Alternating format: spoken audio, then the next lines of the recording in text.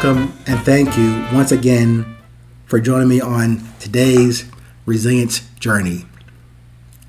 Offering to you today 500 seconds of reminders, perhaps guidance, perhaps signposts or exits to not take that I have taken, but brings us here together to share, exchange my energy with yours, my love with yours, and then how we can grow into understanding and sharing our respective purposes, missions, and messages. Every 820 episode intends to remind you, to guide you, only to suggest to you, maybe in advisory condition, of the direction and depth and breadth of your resilience. I have offered to you and continue to offer to you my definitions, or better stated, definitions relayed to me, through me, and to you. I don't own them. I took the time to collate them, gather them into some form or fashion that could be read, reviewed, and listened to. But by no means is it the answer or even an answer. Remember, part of my methodology of what I do solve problems, but without providing answers. I'm giving you a way to craft your own questions that, although it might take you a while to believe this, those original, sincere questions that you come up with contain the very answers that you're looking for. Today's topic is called repeatability. Repeatability. A little bit of background context. As part of my professional training and what I do for a living, my day job, I'm an operations research systems analyst, or an ORSA, as we say in the Army vernacular. But not to go any deeper into how sexy it is to be an ORSA, but what we do is I'm an analyst by nature, and we look at problems that our clients will have or our commands will have, that asking us to look into and give them a perspective, a unbiased, objective perspective on their as-is status, their to-be desire of the organization, and doing that gap analysis to connect those two ends of that puzzle. But bring it down to the relevance of that term, repeatability. I tend to focus on the process, not the outcome, not even the before, but making sure I give the conceptual, contextual, and content version and vision of the problem, bounding the problem, and then providing some option A, B, C, D, how long it takes to come up with a agreeable and digestible and actionable solution.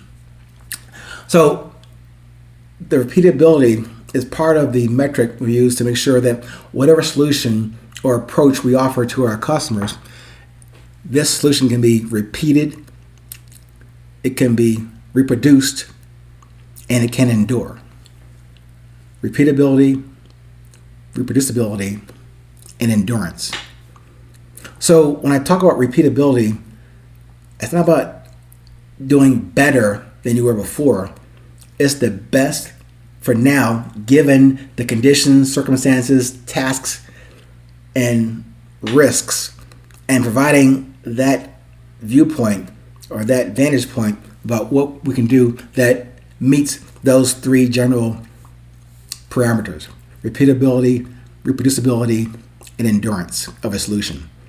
It's not about a rinse and repeat methodology. You can't just use one thing over here for this customer and say, oh, rinse, repeat it, put a new title on it, a new cover on it, and give it to this customer, another customer. That's not how it works. Every instance, every situation, I'm talking business, but the same idea, that same approach applies to you and I in our daily journeys at work, in family, in relationships, partnerships, or just simple transactions at the grocery store. Everyone's going to be different. Every day is different. That's why, as a sidebar, I always, typically can refer or make the analogy of my fascination, maybe quasi-addiction to golf. It's not about trying to play like, John Rahm or Dustin Johnson or Brooks Koepka or Tiger Woods. To me, is more essential in that it is a game. And games are not something we should spend a lot of time on, given where we are today in this world and in the global situations and emergencies. Games probably should have played less of a part in our daily decision making and approach to life. However, staying with the golf analogy just for a moment, to me, even playing that game, and to me it's more than a game, it's an active lessons learned endeavor, meaning every shot is one shot at a time. Every shot I must take. I can't have someone hit it for me. Can't have someone finding my ball for me, although that helps when I'm deep in the woods or, a ball that can't be found. That's another story. But that shot in front of me, even after a great drive, middle of fairway, that ball has to be advanced to the green. Not to stub it or shank it off into the woods or into the lake. It's still, that shot is the one in front of me to take. Me, that club, that ball, the ground, the wind, the sun, whatever. That's the condition I have to accept. Can't change it. No foot wedge. Take the shot. So again, every situation you come across in your lifetime, every shot I come across on the golf course, everything I have to do, whether it be personal or professional, there's no rinse and repeat methodology that would apply. What can be applied is quality in each moment. Nothing can be applied as a Xerox print-off. Each time we must present and produce our best effort without any comparison or competition about what happened before, what's going to happen next. It's only what's happening now. No comparison or competition with yourself or with anyone else.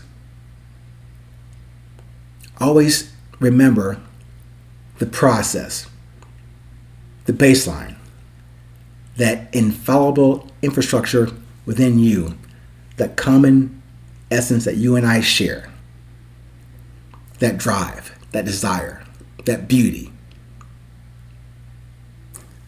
that drive, the desire, that beauty of you, that you have defined, refined, and confirmed for yourself. Stay true to you. Stay present. Stay current. No matter where you are in this world, it's always 820.